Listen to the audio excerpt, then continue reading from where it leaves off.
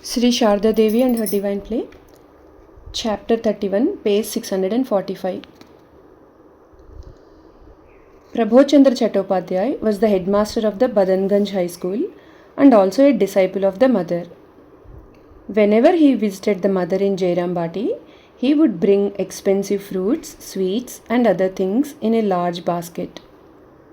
Holy Mother told him, "My son, I have everything by the Master's grace. I have no needs. You are a householder and you have spent so much money on me. You will have to look after your wife, your children, and their educational expenses. And you have spent so much money for these gifts." Prabodh was a little hurt.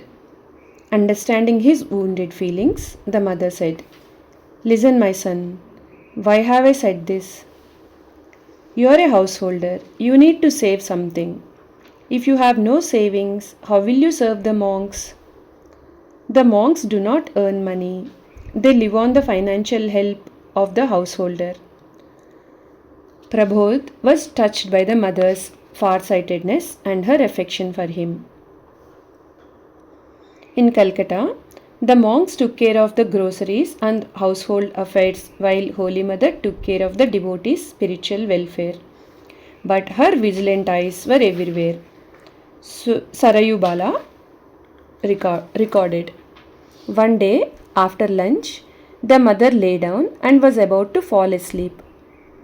A servant from Balram's family called on her and left a basket of custard apples in the shrine for the offering.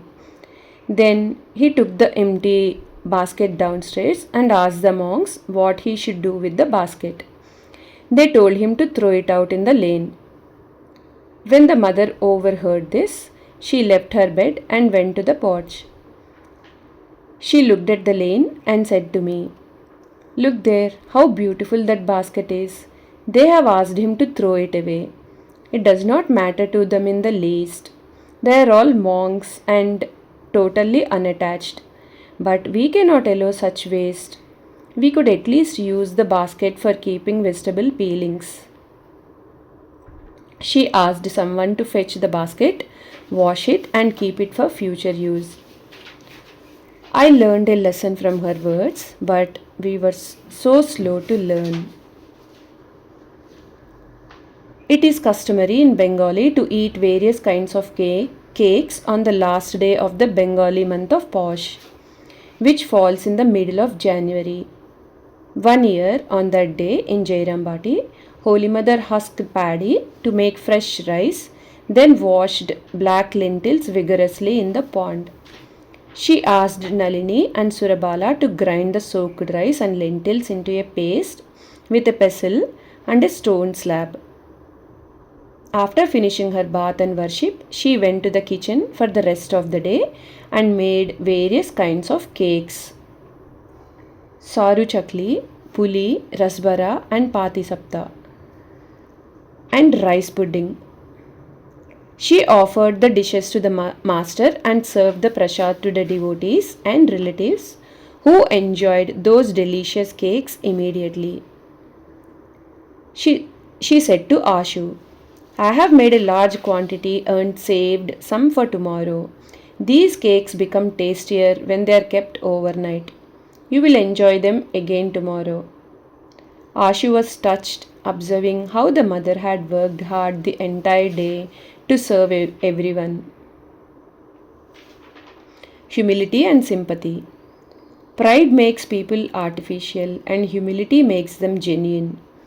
As God is egoless, so a realized soul must be egoless. Humility is the test of spirituality. Ramakrishna demonstrated his humility by cleaning the toilet of the Dakshineshwar temple garden and the drain of sweeper Rasik. He also swept the garden path and acted as a gardener. Holy Mother washed the clothes of her devotees, cooked for them, mopped the floor of her home in Jairambati, swept the courtyard, and did many so-called menial tasks. As a divine being and the wife of Ramakrishna Paramahamsa, she did not need to perform the duties of a maidservant and cook. However, The performance of such activities was necessary for the mother to present herself as a role model for her disciples and future generations.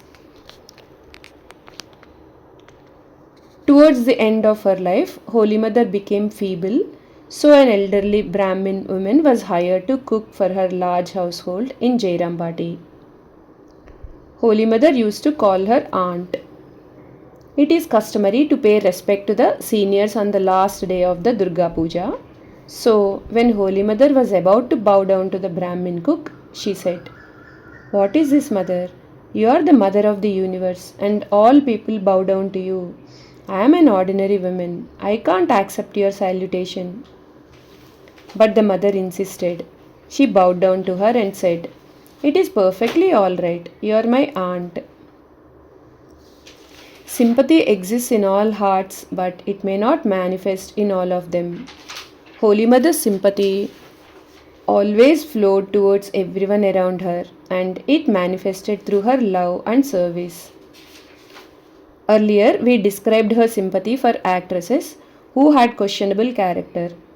Their glamour and riches could not give them peace. So, from time to time, they visited the mother in Udbodhan house. Jai Ma.